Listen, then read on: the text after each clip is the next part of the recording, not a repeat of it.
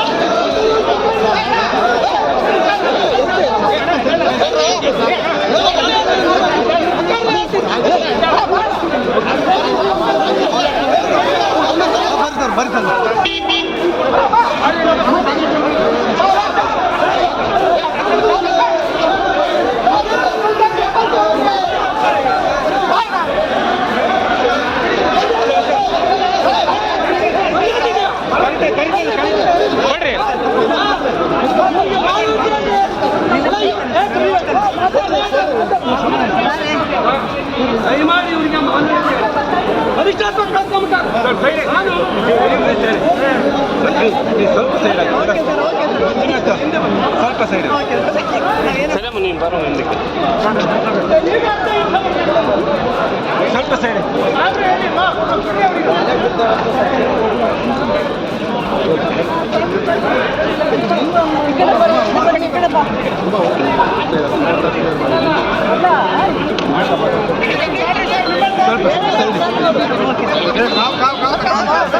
ವಿಶ್ವವಿದ್ಯಾಲಯಗಳನ್ನ ಉಳಿಸಬೇಕು ಸರ್.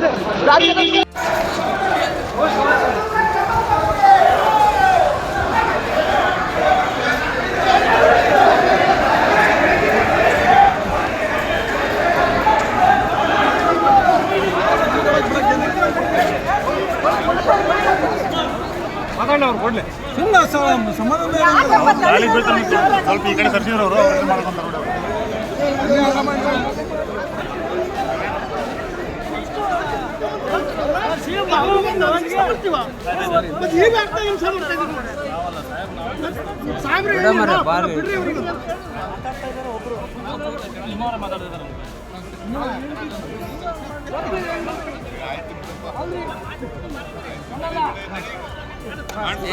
ಸರಿ ತಾಡ್ರಿ ಸರ್, ನಿಂಬೆಹಣ್ಣು ತಾಡ್ರಿ, ನಿಂಬೆಹಣ್ಣ ಮುಖ್ಯಮಂತ್ರಿಗಳೇ ನಿಂಬೆಹಣ್ಣ ಆರಾಮಾಗಿರ್ಲಿ ಅಂತ.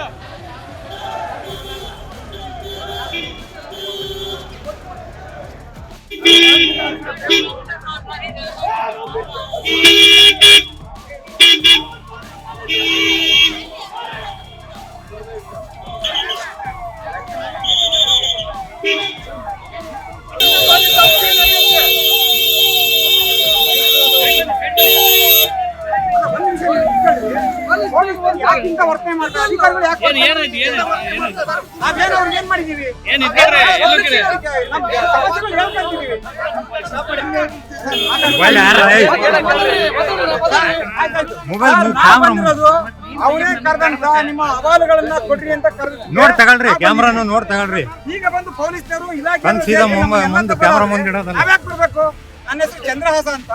ನಾವೆಲ್ಲ ಬಂದ್ರೆ ರೈತರು ನಮ್ಮ ಸಮಸ್ಯೆ, ನಮ್ಮ ಸಮಸ್ಯೆಗೆ ಅಲ್ಲ, ಸಮಾಜದ ಸಾರ್ವಜನಿಕ ಸಮಸ್ಯೆಗೆ ನಾವು ಬಂದಿದ್ದೀವಿ ಮುಖ್ಯಮಂತ್ರಿ ಕಾಣಕ್ಕೆ.